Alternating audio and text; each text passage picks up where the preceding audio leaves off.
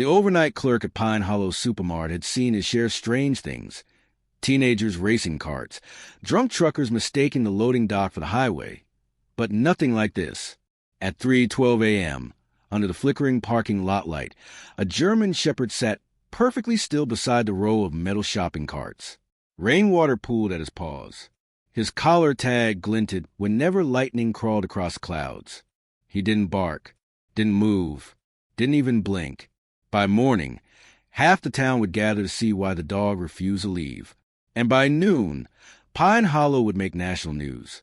The morning light came slow over Pine Hollow, a town the world forgot, folded between tired hills and long stretches of corn that whispered with the wind.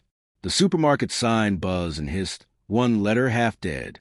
The first to notice the dog in daylight was Maggie Lane, who opened the bakery inside the supermart every morning at 6. She parked her rust-bitten sedan by the curb, balancing her coffee cup on the dashboard, humming a half-remembered tune.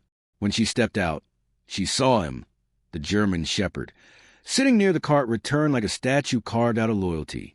Maggie squinted. The dog's coat was slick from the rain, his fur clumped in patches. He was big, not wild-looking, not starved, just still, too still. She called softly, "Hey, buddy?" No reaction, not a tail twitch.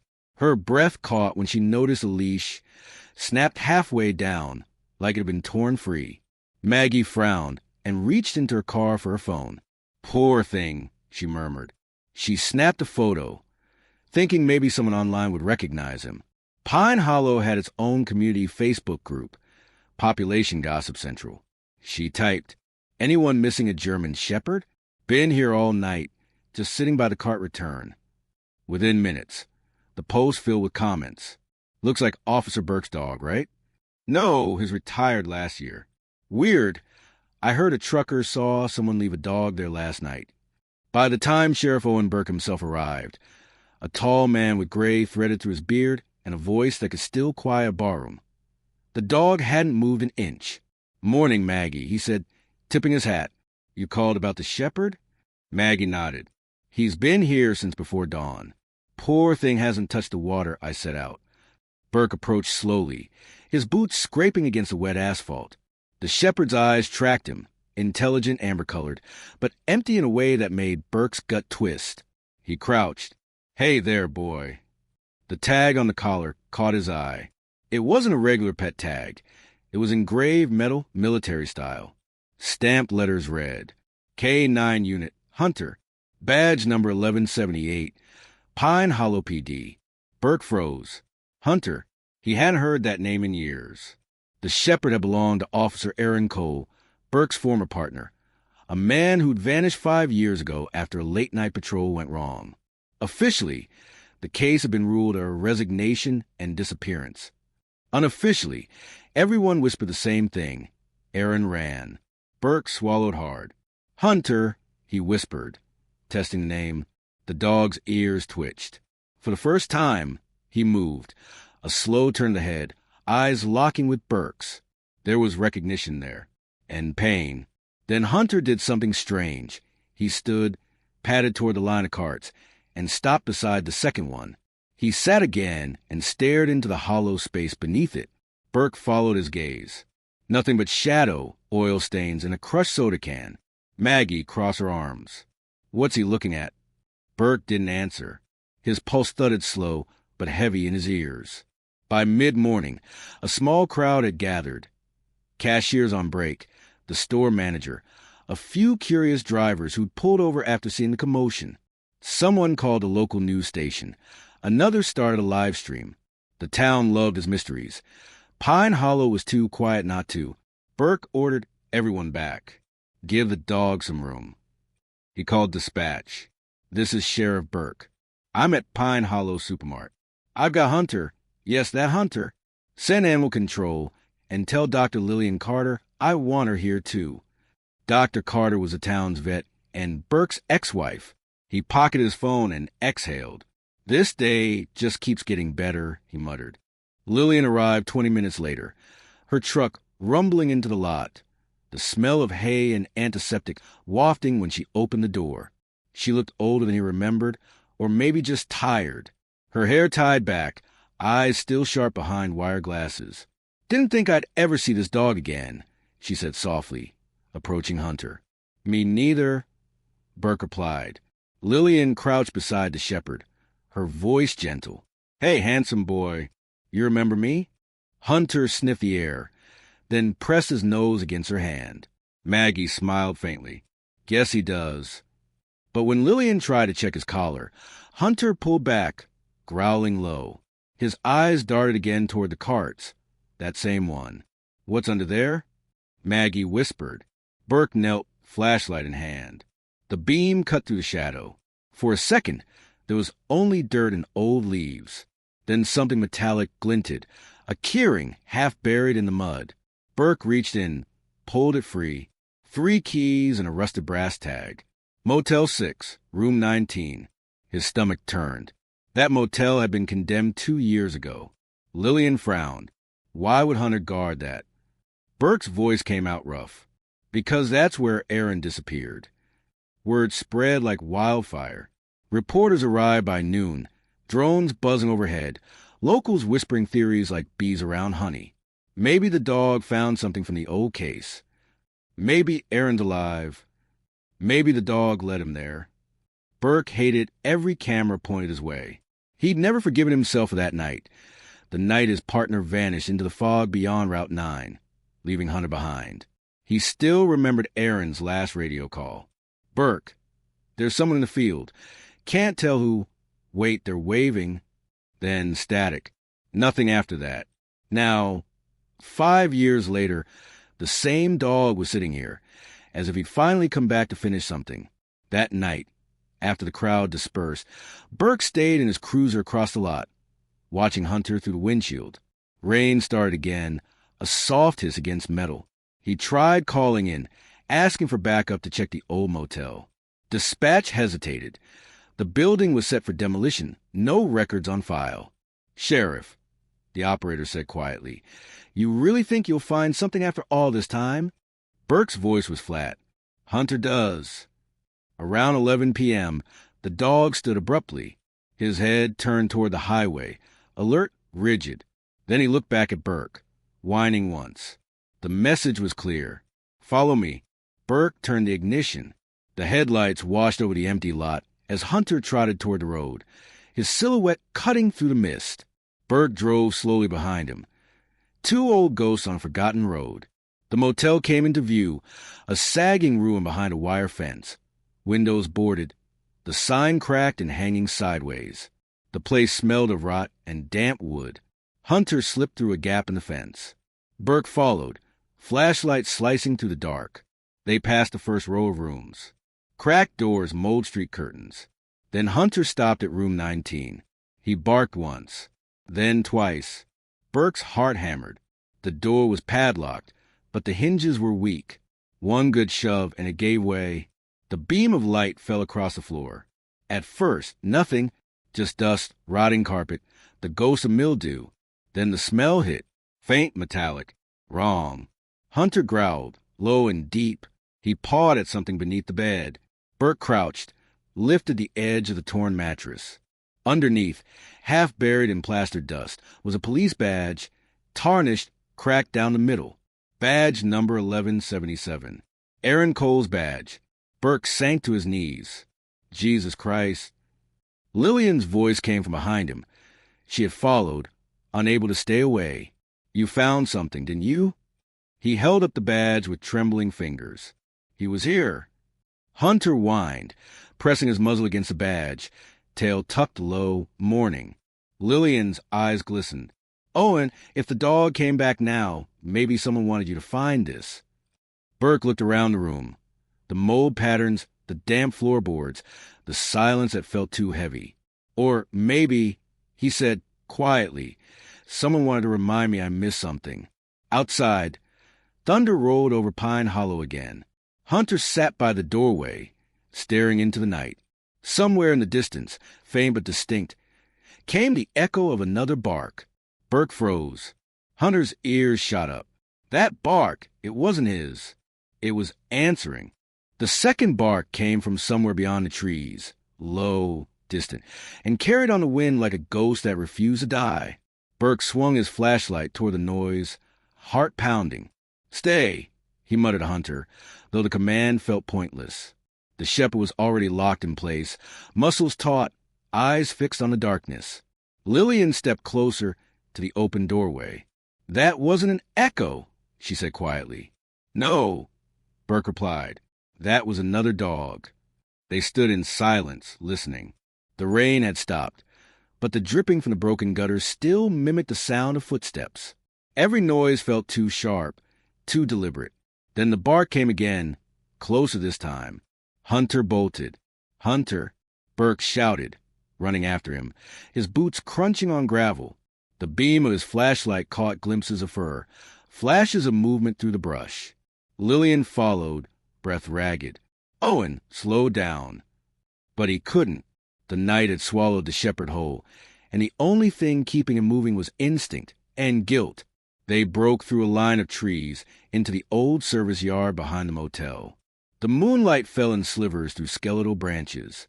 Hunter stood in the center of the clearing, hackles raised, growling at something half buried near an overturned dumpster. Burke's light found it, a small mound of earth recently disturbed. The rain hadn't fully washed it down yet. He knelt, the smell of damp soil and decay filling his throat. "Jesus." Lillian covered her mouth. "Owen, is that—" He nodded. "Get the kit from my truck." She hesitated. "You think it's him?" Burke didn't answer. He didn't want to. Hunter whined, circling the spot once before lying down beside it, pressing his paw against the dirt as if guarding it. When Lillian returned, Burke began to dig. The ground was soft.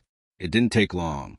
The first thing he uncovered was cloth, dark blue fabric, with a faded police patch. Then came the hand, pale and rigid, the ring finger missing. Lillian turned away, her voice breaking. "Oh, my God!" Burke sat back on his heels. His throat felt raw. The air seemed heavier now, thicker with something like judgment. Hunter didn't move.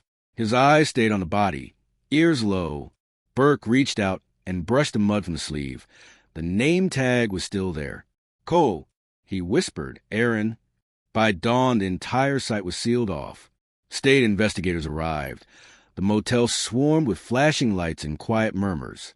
Pine Hollow woke up to sirens and headlines. "Missing officer found dead after 5 years. Discovered by his own K-9. Burke sat on the tailgate of his truck, numb, mud still caked on his hands. Reporters hovered near the police line, but none dared approach him yet. Lillian leaned beside him, silent. The morning light painted everything gray, as if color had no place here anymore. She finally spoke. "It wasn't an accident. Owen, you saw the hand." He nodded. The missing finger had been cleanly severed, not by weather, not by animals. Someone had taken it. Hunter sat near their feet, his muzzle resting on Aaron's old badge, which Burke had wrapped in cloth. Every so often, the dog would lift his head, staring toward the tree line, like he was waiting for someone. That afternoon, an unmarked sedan rolled up. From it stepped Detective Marla Vance from the State Bureau, a sharp-featured woman with a calm, unnerving way of speaking, as if she were already 2 steps ahead of everyone else. "Sheriff Burke," she greeted, flipping open her credentials. "Mind if I ask you a few questions?" He gestured wearily. "You're already here. Ask away." She nodded toward the taped-off area. "Your dog found the body?" "Not mine. Aaron's." She raised an eyebrow. "But the dog came to you. Guess he knew where to find the guilt." She studied him for a beat. "You were the last person to see Officer Cole alive, correct?" Burke's jaw tightened. "Yeah." "What happened that night?" He rubbed a hand over his face. "Routine patrol. Call came through about a trespasser at the motel. Same one. We went to check. Fog rolled in fast. Aaron went around back. I heard him on the radio. Then nothing. I searched half the damn county for 2 days.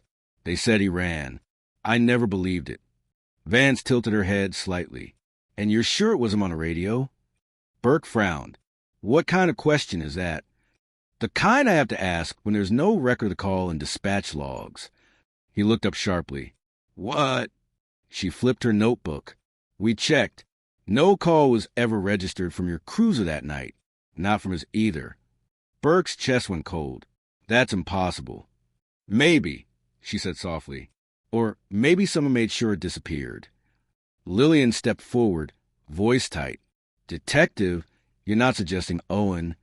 I'm not suggesting anything, Vance interrupted smoothly. Yet. She snapped her notebook shut. Until the lab confirms ID and cause of death, nobody talks to the press. And that dog, I want him examined. Full behavioral and chemical scan. Burke's voice dropped. He's not evidence. He's the only witness, she replied. And witnesses can be manipulated. Hunter growled softly at her tone. Vance didn't flinch. Get some rest, Sheriff. You'll be hearing from me soon. That night, Burke sat alone in his house on the edge of town. The rain had returned, soft, relentless. Hunter lay near the fireplace, half asleep, the faint orange light reflecting in his eyes. Burke poured a glass of whiskey, stared at it for a long time, then set aside untouched. He opened an old folder on his table, Aaron's file. Photos, reports, statements, all stamp case closed. But one detail caught him again. Last known call, 2341 Motel 6, Route 9. Caller, Sheriff Owen Burke, dispatch record missing. He leaned back, whispering to the empty room. Who erased you, Aaron? Hunter lifted his head, whining softly, as if answering. Burke met his gaze. You know something, don't you? The dog stood, patted to the door, and scratched once. You want to go back? Burke asked quietly. Hunter scratched again. Burke grabbed his coat. All right, then. Show me. They returned to the motel around midnight. The police tape fluttered in the wind like warning flags. Hunter led the way, not toward the clearing this time, but around the back, past a broken fence and down a slope leading to the old drainage tunnel. Burke hesitated at the opening, narrow, dripping, black as coal. You serious? Hunter barked once, stepped inside. Burke followed, flashlight trembling slightly in his hand. The air was damp, reeking of rust and something faintly chemical. Halfway through, the beam caught paint on the wall. Faded letters scrawled in red. IT wasn't him. Burke's breath hitched. Aaron. Hunter moved ahead, claws clicking against the concrete. He stopped where the tunnel widened into a maintenance chamber. There, behind a stack of rusted crates, lay a duffel bag covered in dust. Burke crouched, unzipped it slowly. Inside were files, old police reports, surveillance photos, evidence logs, all marked with Aaron's handwriting. And on top of them, a flash drive. He turned it over. A single word written in permanent marker. Burke. Back at his house. He plugged it into his laptop. The screen flickered, loading a series of encrypted folders. Only one video file was playable. He clicked it.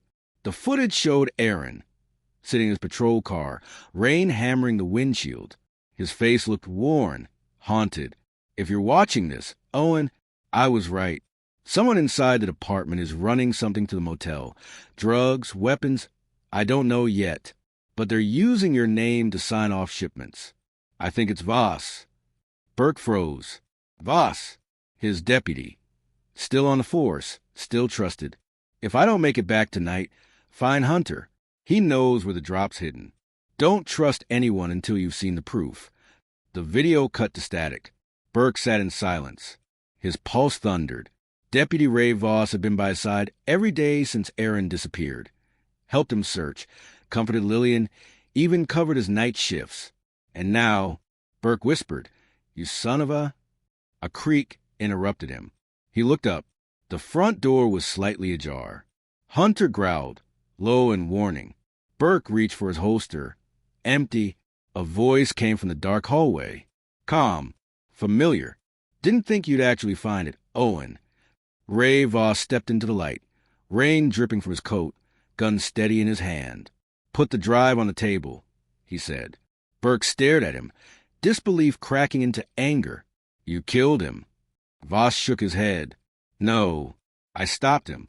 He was going to ruin everything. You think I wanted this mess? We built this town on stability, the department, the funding, The protection deals. You tear that down, everything collapses. Burke rose slowly. You killed your own partner. Correction, Voss said coldly. You did. That's what the reports will say. Suicide after guilt over Cole's murder. Clean, poetic. Hunter's growl deepened. Voss turned his gun toward the dog. Easy now. Burke's voice dropped. You shoot him. You'll regret it. Voss smirked. You think anyone will believe you by sunrise? Then a sound. Tires crunching outside. Headlights cut through the window. Voss glanced back. Who? The front door burst open. Lillian stood there, shotgun in hand, eyes burning. Step away from him, Ray. Everything froze. 3 lives balanced on 1 second. Hunter lunged. The gunshot shattered the silence. Then another. Then stillness. Smoke curled in the air. When it cleared, Voss was on the floor, motionless, his weapon skittering across the tiles. Burke's ears rang. He turned to Lillian, who stood trembling, the shotgun slipping from her hands.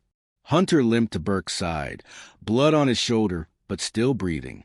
Burke knelt, pressing a hand against his fur. Easy, boy. Easy. Lillian's voice was barely a whisper. He was going to shoot you. Burke nodded, throat tight. I know. Outside, the sirens were already coming. When Detective Vance arrived 20 minutes later, she said nothing, just stared at the scene, then at the flash drive on the table. Burke handed it to her. Proof. Aaron was right.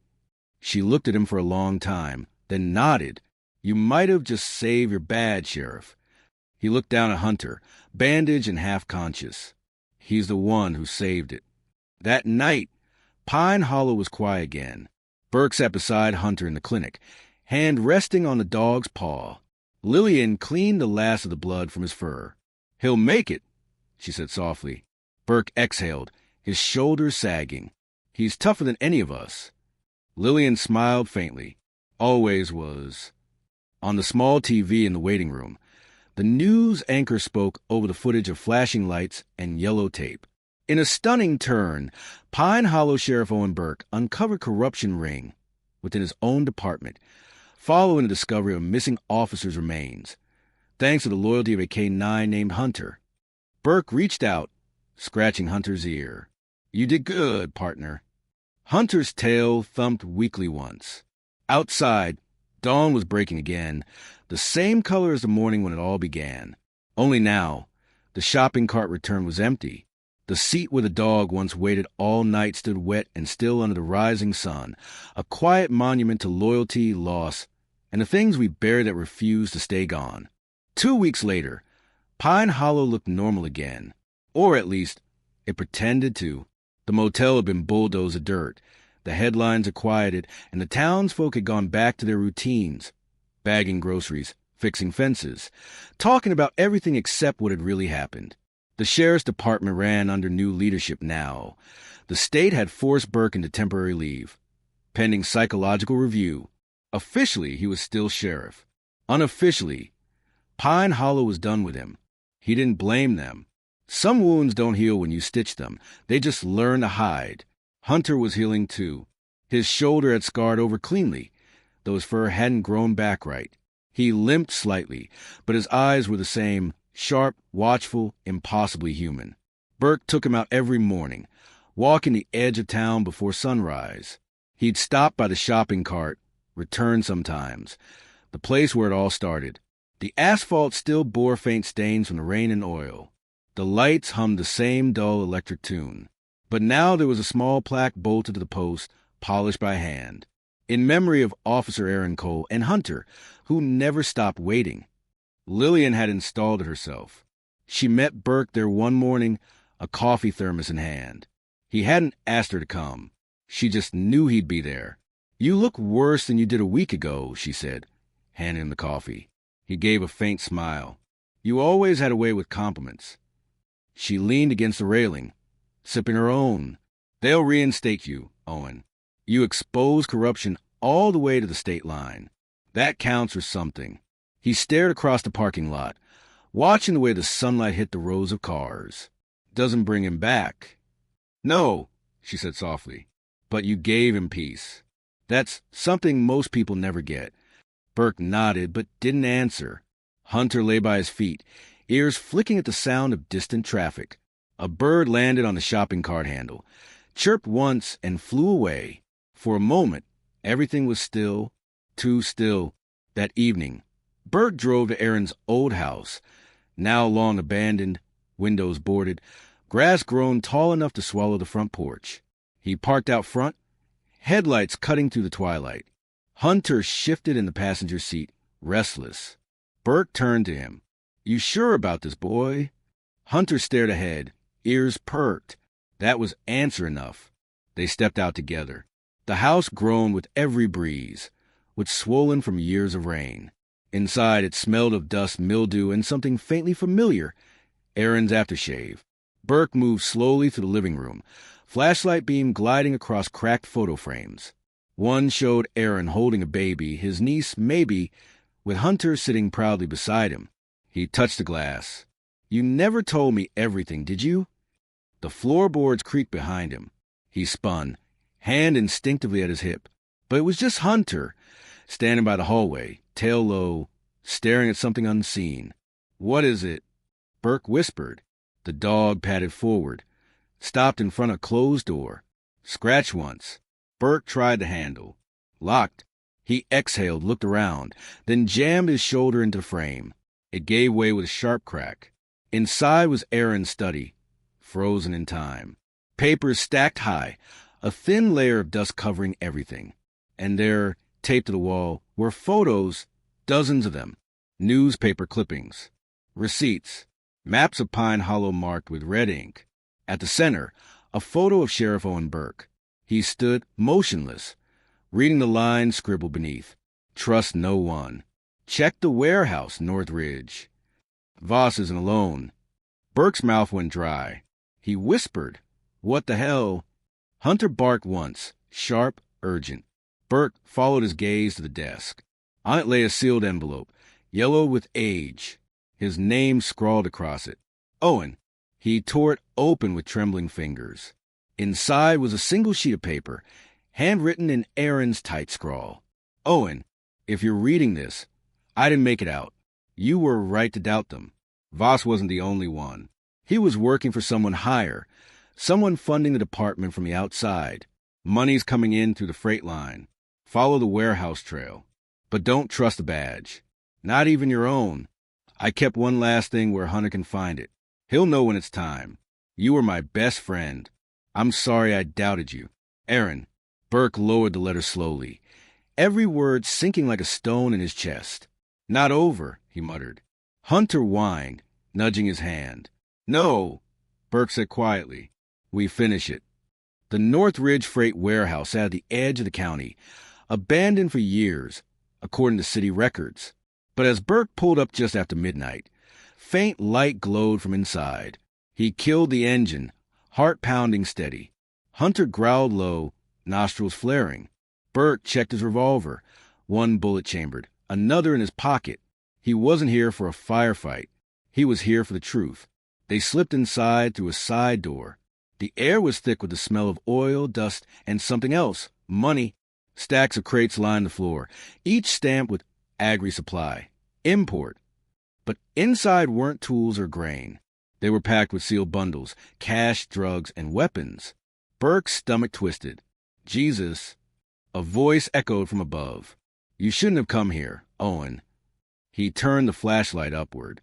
Detective Marla Vance stepped out from the shadows, gun drawn, calm as ever. Burke's pulse roared in his ears. "You." She nodded. "You were supposed to hand me the drive, not make copies. You worked with Voss." "I led him," she corrected. "Voss was sloppy. You, on the other hand, were the perfect fall guy, until you decided to start digging up history." Hunter's growl echoed through the hollow space. Vance smirked. "You know what they say, loyalty's just another form of stupidity." Burke's hand hovered near his gun. "You killed Aaron. He was going to expose the operation. Had to make it look like you did it. You were convenient, grieving, desperate, predictable." Her voice softened. Too soft. "Don't make me do this again, Owen." Burke met her gaze. You already did. She fired first. The shot rang like thunder in the empty warehouse. Burke ducked behind a crate, splinters biting his face. Hunter darted to his left, circling silently. Another shot, this one sparking against metal. Vance shouted, "You can't hide, Sheriff. You'll die like he did, in the dark, with no one to clear your name." Burke pressed a hand against his chest, feeling his heartbeat hammer. He wasn't going to die here. Not like Aaron. He reached into his pocket, pulled the small recorder he'd hidden since the drive, flicked it on. Then he stood, letting her see him. "Maybe," he said, voice steady. "But at least this time, the world will hear it." She froze, realization dawning. "You..." Hunter leapt. The German Shepherd hit her full force, teeth flashing.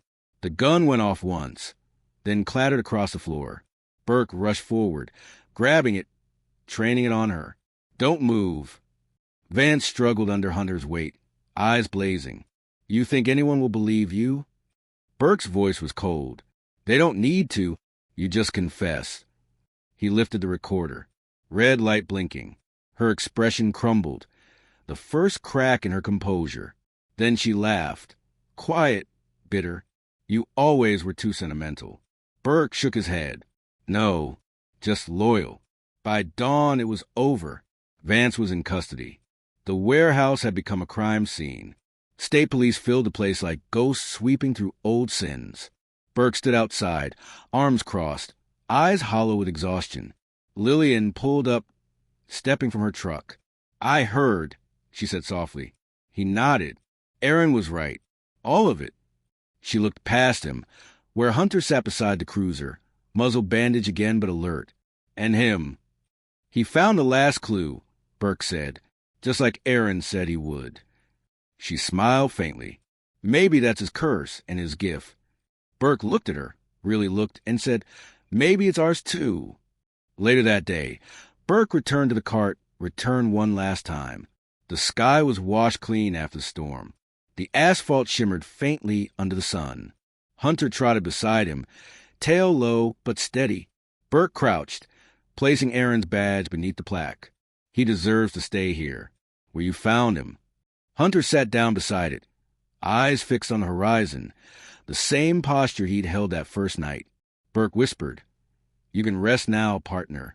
The dog exhaled softly, almost like a sigh, then lay down, head on his paws. The world felt unbearably quiet. Weeks passed. Pine Hollow learned to move on. People still talked, they always did, but now, when they passed the supermart lot, they slowed down. Some swore they'd seen the Shepherd there at dawn, sitting in the same spot, watching the sun rise. Others said it was just a story. Maybe it was.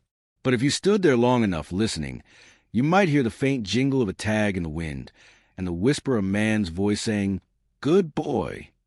Epilogue. A year later, Burke mailed a small flash drive to a journalist in Chicago. No return address. No signature. Just a note. "If you're reading this, tell them the truth about Pine Hollow." He placed Hunter's collar on the table beside it. Retired now, no badge, no leash. The town was finally quiet. Burke stepped out onto the porch, coffee steaming in his hands. Dawn breaking over the hills. Hunter limped out behind him, settling by his side. Burke smiled faintly. "Guess we both made headlines, huh?" The dog leaned his head against Burke's leg, and as the morning light spread across the fields, soft, golden, and forgiving, Pine Hollow exhaled for the first time in years.